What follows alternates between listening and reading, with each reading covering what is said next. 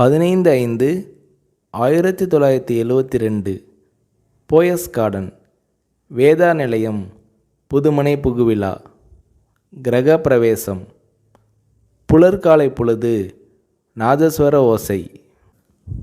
தென்னிந்திய திரையுலகின் பட தயாரிப்பாளர்கள், இயக்குனர்கள், கலைஞர்கள், கதை வசனகர்த்தாக்கள், திரைப்பட பத்திரிகையாளர்கள் என திருவிழா போல பெருந்திரள். சளைக்காமல் சலிக்காமல் ஓடி ஆடி உபசரித்தார் ஜெயலலிதா. மாளிகை முழுவதையும் சுற்றி காட்டினார்.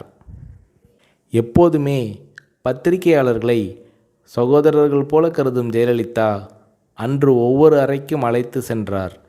இந்த மாளிகையின் ஒவ்வொரு செங்கல் செங்கலாக அணு அணுவாக பார்த்து கட்டியவர் என் அம்மா.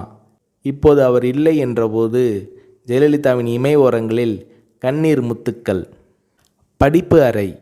அங்கே 1000க்கும் அதிகமான தமிழ் மற்றும் ஆங்கில நூல்கள், படித்து முடித்த நூல்களில் குறிப்பெடுக்க அடிக்கோடுகள்.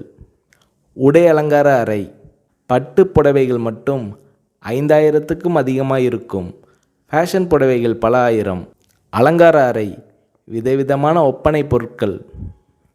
நகை அலங்கார அறை. ஷெல்ஃபுகளில் பெட்டி பெட்டியாக தங்க வைர நகைகள். பிரத்தியோகமாக ஒரு நகை குடத்தை திறந்து காட்டினார் ஜெயலலிதா. ஒரு பெட்டிக்குள்ளிருந்து சில நகைகளை கையில் எடுத்தார். ஒளி வெள்ளத்தில் மின்னல் கீற்றுகள். இவை மைசூர் மகாராஜா என் முன்னோருக்கு கொடுத்தவை என்றார் ஜெயலலிதா. வரவேற்பு அறை.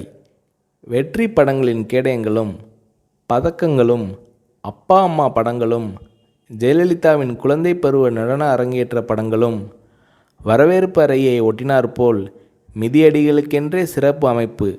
நூற்றுக்கணக்கான மிதியடிகள்.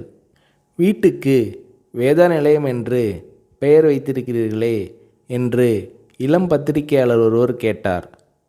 அதற்கு ஜெயலலிதா அவர்கள், அம்மா சந்தியாவுக்கு அவங்க அம்மா அப்பா வைத்த பெயர் வேதா என்றார் ஜெயலலிதா. சந்தியா என்பது சினிமாவில் நடிக்க தொடங்கிய போது சூட்டிக்கொண்ட பெயர் என்றார் ஜெயலலிதா.